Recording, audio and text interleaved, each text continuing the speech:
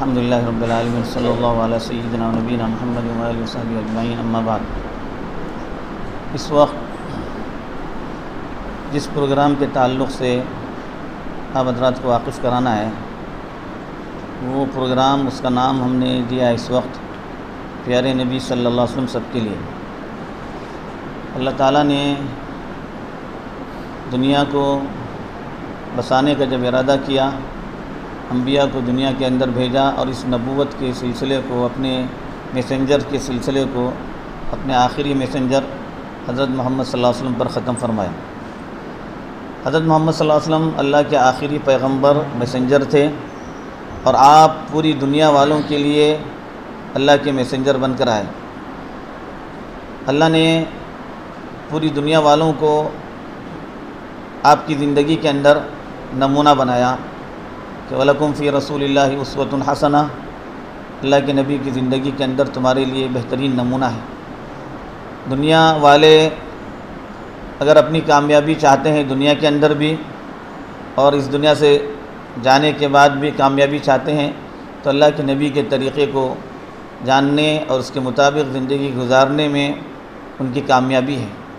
اسی لیے اللہ نے اپنے نبی پر اپنی آخری کتاب قرآن پاک کو نازل کیا، اور اللہ کے نبی صلی اللہ علیہ وسلم نے بھی فرمایا کہ میں تمہارے اندر دو چیزیں چھوڑ کر جا رہا ہوں، ایک اللہ کی کتاب اور ایک میرا طریقہ، لہذا تم اس کو مضبوطی سے تھامے رکھو تو تم کبھی گمراہ نہیں ہو سکتے، ہرگز تم گمراہ نہیں ہو سکتے۔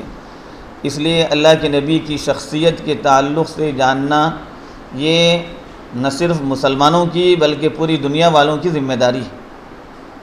پوری انسانیت پر اللہ کے نبی کے احسانات ہیں۔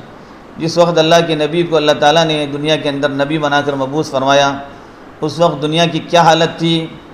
انسان کے خون کا پیاسا تھا، اور عرب ہی نہیں بلکہ پوری دنیا کے لوگوں کے اندر جس طرح سے جہالت، تاریکی عام تھی، اس جہالت اور تاریکی کو مٹانے کے لیے اللہ نے اپنے آخری نبی کو دنیا کے اندر بھیجا تھا، اور آپ کو جو پیغام دیا تھا اس پیغام کو قیامت تک آنے والے تمام انسانوں کے لیے اللہ تعالیٰ نے دیا تھا۔ اس لیے اللہ کے نبی کی زندگی کو جاننا ہر ایک کی ذمہ داری ہے۔ اللہ کے نبی کی زندگی کو جب جانیں گے تب معلوم ہوگا کہ اللہ نے کس شخصیت کو دنیا کے اندر مبعوث کیا تھا، ان کی زندگی کے اندر ہمارے لیے کیا نمونہ ہے۔ اسی لیے اسی مناسبت سے یہ پروگرام جو ہے مختلف نوعیتوں کا یہاں پر منعقد کیا جا رہا ہے۔ آج سے 2 سال پہلے بھی دوسرے انداز میں پروگرام منعقد ہوئے تھے ہمارے یہاں، اب پھر جو ہے ذمہ داروں نے مناسب سمجھا کہ جماعت کے ذمہ داروں نے مناسب سمجھا کہ جو ہے پھر ایک مرتبہ اللہ کے نبی کی سیرت کے تعلق سے اس کے مختلف گوشوں کو لوگوں کے سامنے واضح کیا جائے، اور آپ صلی اللہ علیہ وآلہ وسلم کی پوری سیرت طیبہ پوری سیرت طیبہ پر لوگوں کی جو ہے نظر ہو جائے۔ چنانچہ اسی مبارک مقصد سے یہ پروگرام منعقد کیا گیا ہے۔ ہم جمیع احباب سے یہی امید رکھتے ہیں کہ وہ اللہ کے نبی کی شخصیت کے تعلق سے خود بھی جاننے کی کوشش کریں گے، اور اپنے ساتھ ساتھ ہمارے جو برادران وطن ہیں ان کو بھی اللہ کے نبی کی زندگی سے واقف کرانے کے لیے جو پہل کی جا رہی ہے، جو کوشش کی جا رہی ہے، اس میں ہمارا تعاون کریں گے۔ ہم آپ تمام میڈیا والوں کے اس سلسلے میں شکر گزار ہیں کہ آپ نے ہمیں وقت دیا اور ہمارے اس پروگرام کے تعلق سے لوگوں کو آگاہی دینے کے لیے آپ یہاں جمع ہوئے۔ اللہ تعالیٰ آپ سبوں کو اپنی شان کے مطابق اجر اور بدلہ عطا فرمائے۔ ہمارے دیش کی اس وقت کی سب سے اہم ضرورت یہ ہے کہ ہم اس ملک میں بسنے والے ایک پلورل سماج کے لوگ سب مل کر ایک فیملی کی طرح بن جائیں۔ اس کے لیے یہ ضروری ہے کہ ہم آپس میں ایک دوسرے کو جانیں۔ ہماری اس مہم کا مقصد بھی یہی ہے کہ ہم ہمارے ساتھ بسنے والے تمام مذاہب کے لوگوں کو دعوت دیتے ہیں کہ وہ ہمارے نبی پاک صلی اللہ علیہ وسلم کی سیرت کو جانیں۔ اسی لیے ہم نے سب سے پہلے سیرت کا ابھیان شروع کیا، تو سب سے پہلے ہمارے سمجھ میں یہ آیا کہ کالج کے اسٹوڈنٹس کے لیے ایک ایسے کمپٹیشن رکھا جائے۔ یہ ایسے کمپٹیشن تمام کے لیے عام ہے، اس میں مسلمس ہیں، ہندو ہیں، کرسچن ہیں، جتنے بھی لوگ اس हमारे मंकी से लेकर बैंदूर तक की जितने कॉलेजेस हैं और जो स्टूडेंट्स इसमें तालीम हासिल कर रहे हैं उसके लिए इसके अंदर एंट्री फ्री है। और इसके जो है इनामात हमने रखे हैं, पहला इनाम 10,000 का है, दूसरा इनाम 7,000 का है और तीसरा इनाम 5,000 का है। और इसके साथ हर एक कैटेगरी के लिए, पीयूसी की एक कैटेगरी है, डिग्री की एक कैटेगरी है, हर एक कैटेगरी के लिए फर्स्ट सेकंड थर्ड प्राइजेस हैं और इसके साथ जो है कंसोलेशन प्राइजेस 10 हैं, 2,000 रुपये के।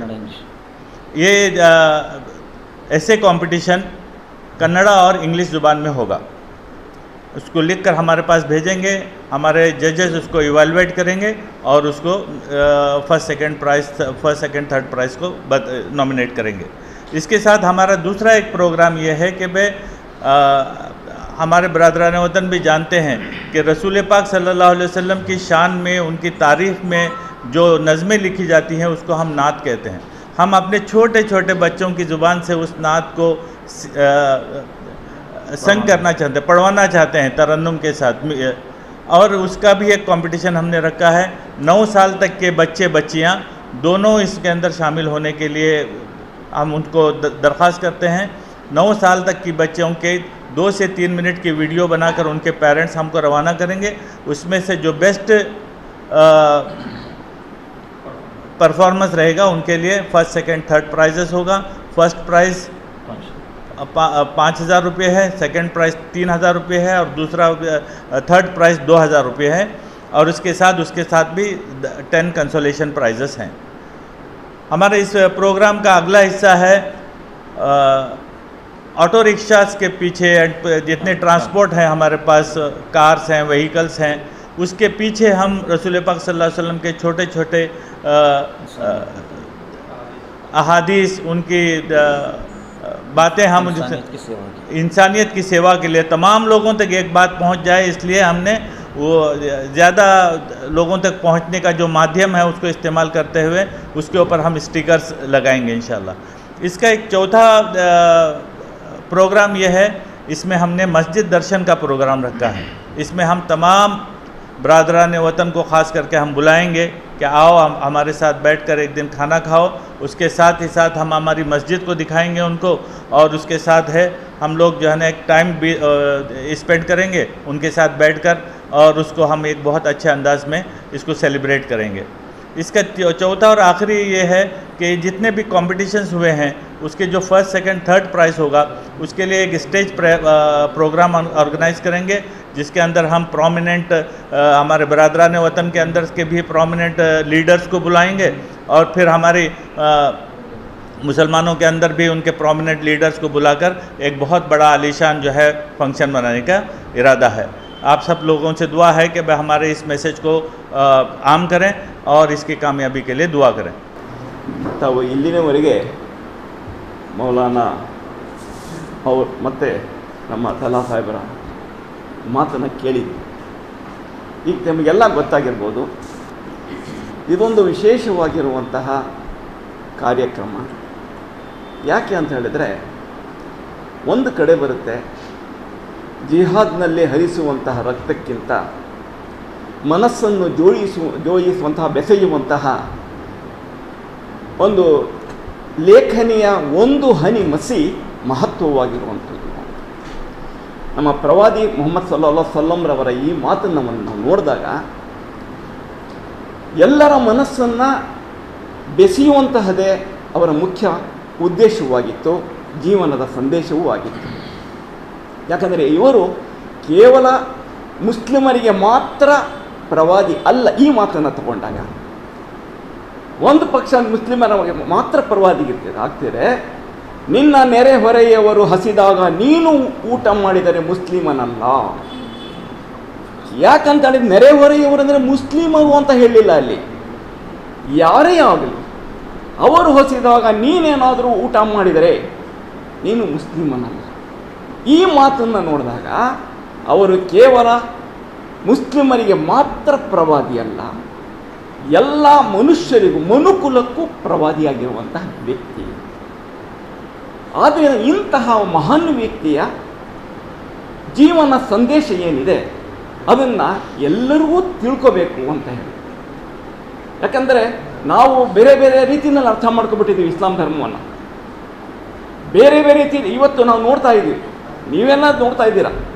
ಅಂದರೆ ಖಂಡಿತವಾಗಿಯೂ ಸಹ ಆ ರೀತಿ ಇಲ್ಲ ಅನ್ನುವಂಥದ್ದಕ್ಕೋಸ್ಕರ ಆ ಪ್ರವಾದಿ ವರೆಯರ ಮಾತುಗಳು ಏನಿದೆ ಅದನ್ನು ನಾವು ತಿಳ್ಕೋಬೇಕಾಗಿದೆ. ಯಾಕಂದರೆ ನಾವೆಲ್ಲರೂ ಸಹ ನಡೆಯೋದು ಅವರ ಅನುಯಾಯಿಗಳಾಗಿ, ಅವರನ್ನು ಹಿಂಬಾಲಿಸುವಂತಹ ರೀತಿಯಲ್ಲಿ.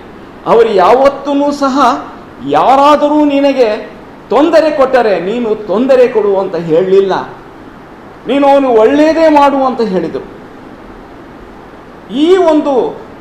ಈ ನಮ್ಮ ಮುಖ್ಯವಾಗಿರುವಂತಹ ಸಂದೇಶದ ಮೂಲಕ ನಾವು ಪ್ರವಾದಿ ವರಿಯರು ಎಲ್ಲರಿಗೋಸ್ಕರ ಅನ್ನುವಂಥದ್ದು. ಆದ್ದರಿಂದನೇ ಇವತ್ತು ನಾವು ಆ ನಮ್ಮ ಮುಖ್ಯ ಅಭಿಯಾನ ಏನಿದೆ ಅದರಲ್ಲಿ ಎಲ್ಲರಿಗಾಗಿ ಪ್ರವಾದಿ ವರಿಯರು ಎಲ್ಲರಿಗೋಸ್ಕರ.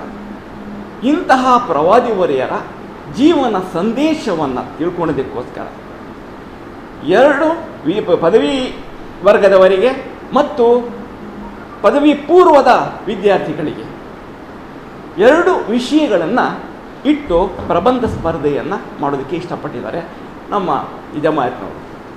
ಆ ವಿಷಯಗಳು ನಿಮಗೆ ಗೊತ್ತೇ ಇದೆ. ಜೀವನ ಸಂದೇಶದಲ್ಲಿ ನಮಗೆ ಸಾಮಾಜಿಕ ಸಾಮರಸ್ಯ ಅಂತ. ಯಾಕಂದರೆ ಅವರ ಜೀವನ ಅಂತಹದ್ರಲ್ಲಿ ಏನಾದರೂ ನೀವು ಇಲ್ಲಿದ್ದೀರಾ ವಿದ್ಯಾರ್ಥಿಗಳಿಗೆ ಹೇಳಿ, ಬೇಕಾದರೆ ನಾವು ಏನಾದರೂ ಸಹ ಬೇಕು ಅಂತ ಹೇಳಿದರೆ ನಾನು ಅವರಿಗೆ ವಿಷಯಗಳು ಬೇಕೋ ಅದನ್ನು ಸಹಾಯ ಮಾಡ್ತೀನಿ.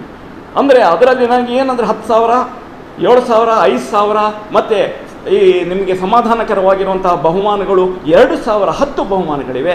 ಇದು ನಮ್ಮ ವಿದ್ಯಾರ್ಥಿಗಳಿಗೆ ಹೋಗಬೇಕು, ಪ್ರತಿಭಾವಂತರಿಗೆ ಹೋಗಬೇಕು ಅನ್ನೋಂಥ ಉದ್ದೇಶ. ಆದ್ದರಿಂದ ನಾನು ಅವರಿಗೆ ಮಾರ್ಗದರ್ಶನ ಮಾಡೋದಕ್ಕೆ ಖಂಡಿತವಾಗಿಯೂ ಸಿದ್ಧ ಇದ್ದೀನಿ. ನನ್ನ ಒಂದು ಹೆಸರನ್ನು ಕೊಟ್ಟು ಹೇಳಿ ಅವ್ರಿಗೇನಾದರೂ ಸಂಶಯ ಇದ್ದರೆ ನಾನು ಅವರಿಗೆ ಗೈಡ್ ಮಾಡೋದಕ್ಕೆ ಸಿದ್ಧ ಇದ್ದೀನಿ. ಅಂದರೆ ಈ ಪ್ರಬಂಧದ ಮುಖ್ಯವಾಗಿರುವಂಥ ಉದ್ದೇಶ ನಿಮಗೆಲ್ಲ ಗೊತ್ತೇ ಇದೆ. ನಮ್ಮ ದೇಶದ ಹಿತಚಿಂತನೆ. ಇವತ್ತು ನಾವು ಶಾಂತಿಯನ್ನು ಕಳ್ಕೊಳ್ತಾ ಇದ್ದೀವಿ, ಇಡೀ ವಿಶ್ವದಲ್ಲಿಯೇ ಶಾಂತಿಯನ್ನು ಕಳ್ಕೊಳ್ತಾ ಇದ್ದೀವಿ. ಅದು ಯಾಕೆ ಧರ್ಮಗಳ ನಡುವೆ ಹೋರಾಟ ನಡೀತಾ ಇದೆ. ಈ ಹೋರಾಟ ಯಾಕೆ ನಡೀತಾ ಇದೆ? ಯಾರೂ ಮೇಲು ಯಾರೂ ಕೀಳಲ್ಲ, ಎಲ್ಲರೂ ಒಂದೇನೆ, ಎಲ್ಲರ ರಕ್ತವೂ ಸಹ ಒಂದೇ ಇರುತ್ತೆ. ಆದರೂ ಸಹ ನಮ್ಮಲ್ಲಿ ದ್ವೇಷ ಯಾಕೆ? ಆದ್ದರಿಂದ ಆ ದ್ವೇಷದ ಭಾವನೆಗಳು ದೂರ ಮಾಡೋದಕ್ಕೋಸ್ಕರವಾಗಿ ನಮ್ಮ ಪ್ರವಾದಿ ವರಿಯರ ಜೀವನದಲ್ಲಿ ಸಂದೇಶಗಳು ಇವೆ. ಯಾವಾಗ ಆ ಒಂದು ದ್ವೇಷ ದೂರ ಆಗುತ್ತೋ ಆವಾಗ ದೇಶದಲ್ಲಿ ಹಿತದ ಒಂದು ವಾತಾವರಣ ಮೂಡುತ್ತೆ. ಆಗ ಹಿತದ ವಾತಾವರಣ ಮೂಡುವುದಕ್ಕೋಸ್ಕರವಾಗಿ ನಮ್ಮ ಒಂದು ಪ್ರವಾದಿ ವರಿಯರ ಈ ಸಂದೇಶಗಳು ಯಾವ ರೀತಿ ಇದೆ ಅದಕ್ಕೆ ಸಹಾಯಕವಾಗಿ ಅನ್ನೋದನ್ನು ನಾವು ತಿಳ್ಕೊಳ್ಳೋದಕ್ಕೋಸ್ಕರ ಒಂದು ವಿಷಯವನ್ನು ಅದರಲ್ಲಿ ಪದವಿ PUC ವಿದ್ಯಾರ್ಥಿಗಳಿಗೆ ಇಟ್ಟಿದ್ವಿ. ಸಾಮಾಜಿಕ ಸಾಮರಸ್ಯ ಒಂದೇನೆ, ಅದು ಎರಡೂ ಒಂದೇನೆ. ಯಾಕಂದರೆ ಸಾಮಾಜಿಕ ಸಾಮರಸ್ಯ ಇಲ್ಲದಲ್ಲದೆ ದೇಶದ ಹಿತಚಿಂತನೆ ಆಗೋದಿಲ್ಲ. ನಾವಲ್ಲಿ ಭಾವೈಕ್ಯತೆ ಬೇಕು, ಭಾವೈಕ್ಯತೆ ಇದ್ದಾಗ ದೇಶದ ಹಿತಚಿಂತನೆ ಆಗೋದಕ್ಕೆ ಸಾಧ್ಯ. ಆದ್ದರಿಂದ ಈ ವಿಷಯಗಳು ಮುಖ್ಯವಾಗಿ ಯಾವುದೇ ಒಂದು ಧರ್ಮಕ್ಕೆ ಸೀಮಿತವಾಗಿರುವಂಥದ್ದಲ್ಲ, ಇಡೀ ಮನುಕುಲಕ್ಕೆ ಸೀಮಿತವಾಗಿರುವ, ಮನುಕುಲದ ಉದ್ಧಾರಕ್ಕೆ ಸೀಮಿತವಾಗಿರುವ, ದೇಶದ ಒಂದು ಹಿತಕ್ಕೆ ಸೀಮಿತವಾಗಿರುವಂಥ ವಿಷಯಗಳಾಗಿರೋದ್ರಿಂದ ಎಲ್ಲ ವಿದ್ಯಾರ್ಥಿಗಳು ಇದನ್ನು ಅರ್ಥ ಮಾಡಿಕೊಳ್ಳಿ ಅನ್ನುವಂಥ ಉದ್ದೇಶವೇ ವಿನಃ ಯಾವುದೇ ಒಂದು ಧರ್ಮ ಪ್ರಚಾರದ ಉದ್ದೇಶ ಅಲ್ಲ. ಇದು ಕೇವಲ ದೇಶದ ಹಿತ ಮತ್ತು ಮನುಕುಲದ ಹಿತ, ಇವೆರಡರ ದೃಷ್ಟಿಯಿಂದ ನಾವು ಇವತ್ತು ಈ ಜಾಹೀರಾತುವಿನ ಪತ್ರವನ್ನು ಇವತ್ತು ಬಿಡುಗಡೆ ಮಾಡಿದ್ದೀವಿ. ಆ ಜಾಹೀರಾತುವಿನ ಪತ್ರವನ್ನು ಅದರ ನಂತರ ಈಗಾಗಲೇ ಅವರು ಹೇಳಿದ್ದಾರೆ, ಇದೇ ಒಂದು ಅಭಿಯಾನದ ಅಡಿಯಲ್ಲಿ ಮಸೀದಿ ದರ್ಶನವನ್ನು ಇಟ್ಕೊಂಡಿದ್ದೀವಿ ಅಂತ. ಯಾಕಂದ್ರೆ ನಿಮಗೆಲ್ಲ ಗೊತ್ತಿದೆ, ಎಲ್ಲ ಧರ್ಮದಲ್ಲಿಯೂ ಸಹ ಒಂದಲ್ಲ ಒಂದು ಆರಾಧನೆಯ ಸ್ಥಳಗಳಿದ್ದೇ ಇರ್ತವೆ, ಅವರವರ ಧರ್ಮದ ಸಂಪ್ರದಾಯದ ನಂಬಿಕೆಗೆ ಅನುಸಾರವಾಗಿ. ಆದ್ದರಿಂದ ಇಸ್ಲಾಂ ಧರ್ಮದ ನಂಬಿಕೆ ಮತ್ತು ಈ ಸಂಪ್ರದಾಯದ ಅನುಸಾರವಾಗಿ ಮಸೀದಿಯ ಒಳಭಾಗದಲ್ಲಿ ಏನಿದೆ, ಇದು ಗೌಪ್ಯತೆ ಇರಬಾರದು, ಎಲ್ಲರೂ ಕರೆಯೋದು, ನೋಡಿ ಬನ್ನಿ ಅಂತ ಹೇಳಿ. ಆ ಮಸೀದಿಯ ಒಳಭಾಗದಲ್ಲಿರುವಂತಹ ಒಂದು ಏನು ನಡೀತಾ ಇದೆ ಅಂದರೆ ಪ್ರಾರ್ಥನೆ ನಡೀತಾ ಇರುವಂಥದ್ದು, ಆ ಒಳಭಾಗದ ಒಂದು ಸ್ವರೂಪ ಯಾವ ರೀತಿ ಅಂತ ಇದೆ ಅದನ್ನು ತಿಳ್ಕೊಳ್ಳೋದಕ್ಕೋಸ್ಕರವಾಗಿ ನಾವು ಎಲ್ಲರನ್ನೂ ಅವತ್ತು ಆಹ್ವಾನಿಸ್ತಾ ಇದ್ದೀವಿ. ಇದು ಈ ಅಭಿಯಾನದ ಎರಡನೆಯ ಕಾರ್ಯಕ್ರಮ. ಮೂರನೆಯ ಕಾರ್ಯಕ್ರಮ ಅಂದರೆ ತಮಗೆಲ್ಲ ಇದು ಪ್ರವಾದಿ ವರಿಯರ ಒಂದು ಮುಖ್ಯವಾಗಿರುವಂಥ ಒಂದು ಸಂದೇಶ ಆಗಿರೋದ್ರಿಂದ ಆ ಪ್ರವಾದಿ ವರಿಯರ ಬಗ್ಗೆ ಕಾವ್ಯ ಗಾಯನ ಸ್ಪರ್ಧೆಯನ್ನು ಇಟ್ಟಿದೆ. ರಚನೆ ಮಾಡಿರುವಂತಹ ಕಾವ್ಯ ಗಾಯನ 9 ವರ್ಷದ ಒಳಗಿನ ಮಕ್ಕಳಿಗೆ ಸುಮಾರು 3 ನಿಮಿಷದ ಅವಧಿಯಲ್ಲಿ ಆ ಕಾವ್ಯ ಗಾಯನವನ್ನು ಅದು ಸುಶ್ರಾವ್ಯವಾಗಿ ಅದು ಹಾಡುವಂಥವರಿಗೆ ಅಥವಾ ಗಾಯನ ಮಾಡುವಂಥವರಿಗೆ ಅದಕ್ಕೆ 5,000 ಮತ್ತು 3,000, 2,000 ಮತ್ತು ಹಾಗೂ ಸಮಾಧಾನಕರ ಬಹುಮಾನಗಳನ್ನು ಸಹ ಇಟ್ಟಿದ್ದಾರೆ. ಅಂದರೆ ಇದು 3ನೆಯ ಕಾರ್ಯಕ್ರಮ. ಅದಾದ ನಂತರ ಅವರು ಹೇಳಿದ್ದಾರೆ ಎಲ್ಲ ಒಂದು ಟ್ಯಾಕ್ಸಿ ಮತ್ತು ನಿಮ್ಮ ಯಾವುದೋ ರಿಕ್ಷಾಗಳಿಗೆ ಹಿಂದೆ ಆ ಎಲ್ಲ ಒಂದು ಮನುಕುಲಕ್ಕೆ ಬೇಕಾಗಿರುವಂತಹ ಸಂದೇಶದ ಕೆಲವು ಶಬ್ದಗಳನ್ನು ವಾಕ್ಯಗಳನ್ನು ಅಲ್ಲಿ ಅಂಟಿಸಿ ಎಲ್ಲರಿಗೂ ಸಹ ತಿಳಿಸುವಂಥದ್ದು. ಇದೊಂಥರ ಈ ಮೊಬೈಲ್ ಪ್ರಚಾರ ಇದ್ದ ಹಾಗೆ ನಮಗೆ ಅದು ಆ ಟೈಪಾಗಿ ಒಂದು ಕಾರ್ಯಕ್ರಮನ ಇಟ್ಕೊಂಡಿದ್ದಾರೆ. ಕೊನೆಯದಾಗಿ ಈ ಒಂದು ಸ್ಪರ್ಧೆಯಲ್ಲಿ ವಿಜೇತರಾದಂತಹ ವಿದ್ಯಾರ್ಥಿಗಳಿಗೆ 10,000, 7,000, 5,000 ಮತ್ತು 2,000 ಸಮಾಧಾನಕರ ಬಹುಮಾನವನ್ನು ಪಡೆದಿರುವಂತಹ ವಿಜೇತರಿಗೆ ಒಂದು ದೊಡ್ಡದಾಗಿರುವಂತಹ ಕಾರ್ಯಕ್ರಮವನ್ನು ಏರ್ಪಡಿಸಿ ಅದರಲ್ಲಿ ಸರ್ವಧರ್ಮದ ಎಲ್ಲ ಒಂದು ಧರ್ಮದ ಈ ಮುಖಂಡರನ್ನು ಕರೆದು ಅವರ ಮುಂದೆ ಆ ಒಂದು ಈ ಬಹುಮಾನ ಮತ್ತು ಪ್ರಮಾಣ ಪತ್ರವನ್ನು ವಿತರಣೆ ಮಾಡುವಂತಹ ಒಂದು ಸಾರ್ವಜನಿಕ ಕಾರ್ಯಕ್ರಮದ ಒಂದು ರೀತಿಯದು. ಇಷ್ಟು ಈ ಕಾರ್ಯಕ್ರಮದ ರೂಪರೇಖೆಗಳಿವೆ. ಈ ಒಂದು ಕಾರ್ಯಕ್ರಮವನ್ನು ಇಲ್ಲಿ ನಾವು ಹೇಳ್ತಾ ಇದ್ದೀವಿ. ಇದು ಎಲ್ಲರಿಗೂ ಮುಟ್ಟಿಸುವಂತಹ ಜವಾಬ್ದಾರಿ ನಿಮ್ಮದಾಗಿರೋದ್ರಿಂದ ಇವತ್ತು ನಿಮ್ಮನ್ನು ಬಿಟ್ಟು ನಾವು ಇರೋದಕ್ಕೆ ಸಾಧ್ಯವಿಲ್ಲ. ಆದ್ದರಿಂದ ನಿಮ್ಮನ್ನು ಇಲ್ಲಿ ಆಹ್ವಾನಿಸಿದ್ದೀವಿ. ಈ ಜವಾಬ್ದಾರಿಯನ್ನು ನೀವು ಹೊಚ್ಕೊಂಡು ಹೋಗಬೇಕು ಅಂತ ಹೇಳಿ ನನ್ನ ಒಂದು 2 ಮಾತು